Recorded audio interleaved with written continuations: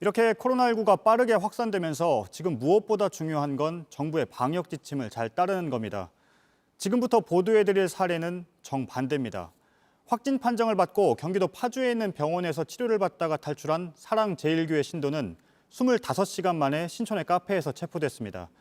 저희가 입수한 CCTV 영상엔 아무렇지 않게 여기저기를 활보하는 모습이 그대로 담겼습니다. 먼저 하예빈 기자가 하루 동안의 동선을 정리했습니다. 사랑제일교회 신도 A씨는 지난 9일 예배를 본 뒤 경기도 평택에 있는 송탄보건소에서 코로나19 확진 판정을 받았습니다. 이후 지난 15일 경기의료원 파주병원에 입원했고 3일 뒤 병원 직원들의 눈에 띄지 않게 낮은 자세로 걸어서 병실을 나왔습니다.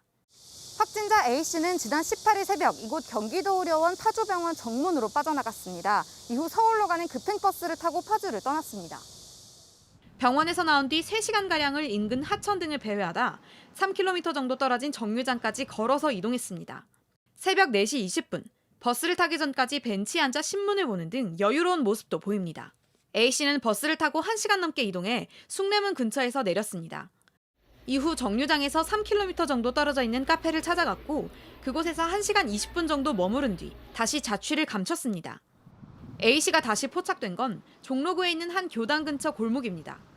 종로구에 있는 원불교 교당 앞 주차장입니다. 확진자 A씨는 근처 카페에서 나와 이 주변을 서성였던 것으로 확인됐습니다.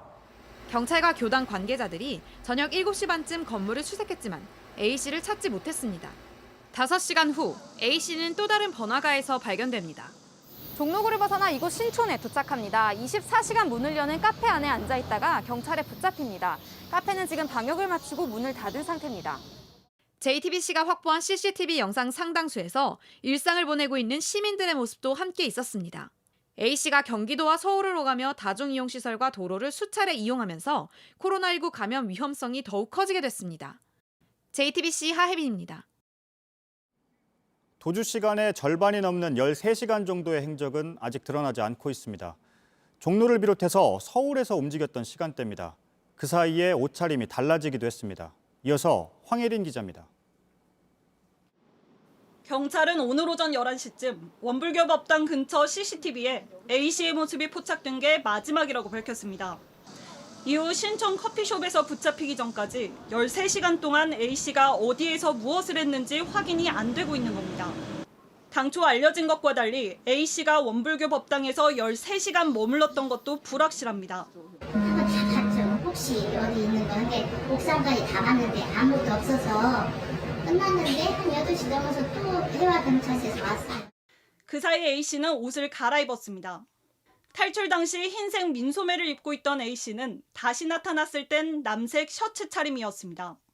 사람들이 북적이는 서울 도심을 오가면서 어떻게 옷을 확보했는지는 확인이 안 되고 있습니다.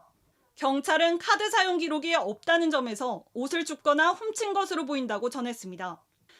종로에서 신촌까지의 이동수단도 오리무중입니다.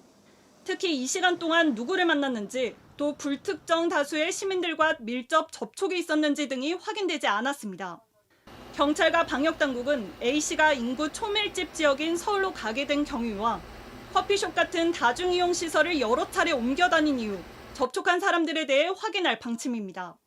이런 가운데 파주시청에 따르면 A씨는 김칫국에 독약을 탔다며 도주 이유를 진술한 걸로 전해졌습니다. JTBC 황예린입니다. 이번엔 병원이 있던 파주시의 얘기를 들어보겠습니다. 최종환 파주시장이 연결돼 있습니다. 시장님 나와 계시죠?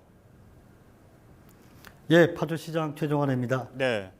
병원에서는 아침 8시쯤에 환자의 탈출 사실을 알았다고 하는데요.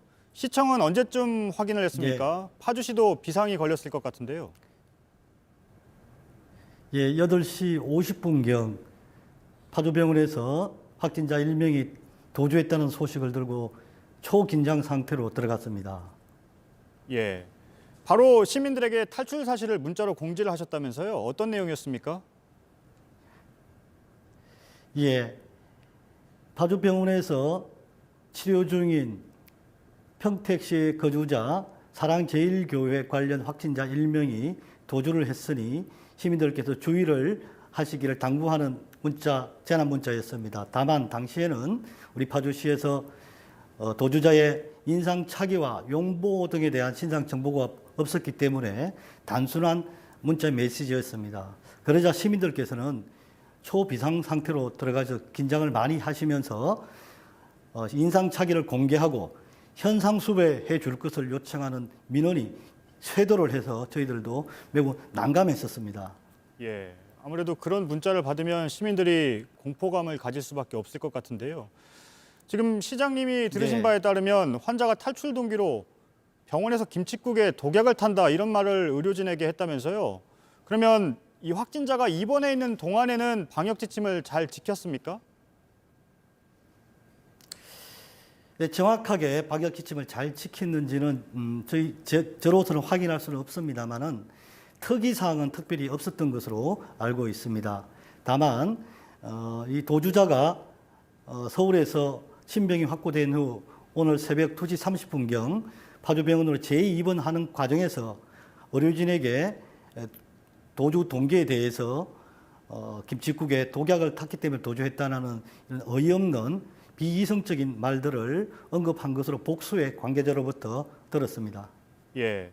지금 그럼 파주 병원에서는 방역 지침을 잘 지키고 있습니까?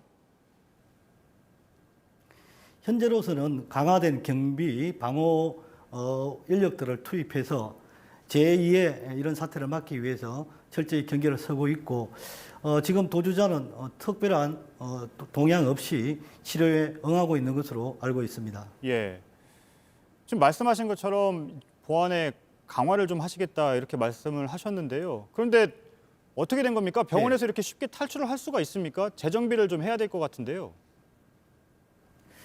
네, 맞습니다. 허점이 노출이 되었습니다. 특히 감염병 확산의 우려가 높은 확진자가 치료받는 의료기관에서 상상을 초월하는 황당하고 기이한 전례가 없는 상황이 발생했기 때문에 이 부분에 대해서는 경비와 방호를 강화하기 위해 파주시와 의료기관, 경찰에서 새로운 계획을 수립해야 할 필요성이 있다고 봅니다. 다만 현재 병원과 환자에 대한 관리는 의료기관에서 하고 있기 때문에 우리 파주시로서도 이 부분에 대해서 매우 아쉬운 점이 많습니다만은 그동안 의료진들이 7개월 동안 예. 살신성인의 자세로 우리 국민 건강을 위해서 희생하신 점을 감안하고 또 의료진들은 경비, 방호 전문가가 아니라는 점을 감안한다면은 예. 별도의 경비, 방호 인력을 충원하는 계획이 필요하다고 생각합니다. 예, 알겠습니다. 지금까지 최종환 파주시장이었습니다. 감사합니다.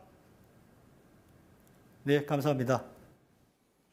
방역망을 벗어나 도망친 사례는 또 있습니다. 이번엔 인천에서 자가격리 중에 달아난 50대 남성이 9시간 만에 울산에서 잡혔습니다. 사랑제일교회 예배에 참석했다가 일주일 동안 자가격리 중이었습니다. 김도훈 기자입니다. 인천 남동구에서 자가격리 중이던 50대 A씨가 집을 나선 시각은 오늘 오전 5시쯤입니다. A씨는 자신의 화물차를 몰고 인천을 출발해 경부고속도로와 7번 국도를 거쳐 남쪽으로 내려갔습니다. 도주 경로를 파악한 경찰이 오후 2시 40분쯤 도주한 지 9시간 만에 울산 북구의 한 도로에서 A씨를 붙잡았습니다. 서울 사랑제일교회 예배에 참석했던 A씨는 지난 13일부터 2주간 자가격리 대상자였습니다. 무단으로 이탈한 A씨는 오늘 오전 10시쯤 담당 공무원이 전화를 걸어오자 일하러 외출했다고 말한 뒤 연락을 끊은 것으로 알려졌습니다. 경찰은 A씨를 보건당국에 넘길 계획입니다. 강화된 처벌에 따라 자가격리를 위반하면 1년 이하의 징역이나 1,000만 원 이하의 벌금형에 처해질 수 있습니다. JTBC 김도훈입니다.